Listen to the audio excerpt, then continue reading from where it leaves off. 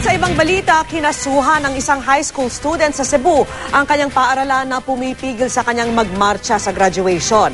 Ang dahilan kung bakit ayaw siyang ipamarcha, isang litratong naipost sa Facebook kung saan nakabikini raw ang estudyante. Narito po ang report. Pinakahihintay ng lahat ng mag-aral ang araw ng pagtatapos. Ang akto ng pagmarcha, simbolo ng napangibabawang pagsubok sa loob ng paaralan. Pero ang 4th-year high school student na ito sa St. Teresa's College sa Cebu nanganganib na hindi makamarcha sa graduation day niya ngayong darating na Biyernes. Bagamat makakapag-graduate, hindi raw siya pinayagang magmarcha ng paaralan bilang parusa sa lumabas na litrato sa Facebook kung saan nakasuot siya ng bikini at may hawak pa umanong alak at sigarilyo. St. Teresa, being a Catholic school, has the obligation to see to it that values are formed.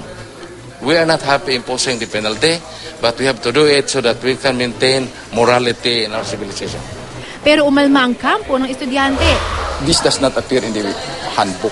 And number two, the observance of due process.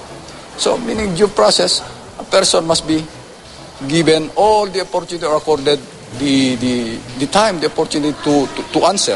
Giit pa ng estudyante, hindi raw siya ang nag-post ng larawan sa Facebook. Nagsampa na ng kaso ang kampo ng mag-aaral upang humingi ng injunksyon at danyos mula sa pamunuan ng paaralan.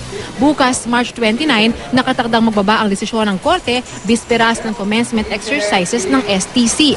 Ayon naman sa DepEd, masusiro nilang sisiyasatin ng insidente oras na may maghain sa kanila ng formal na reklamo.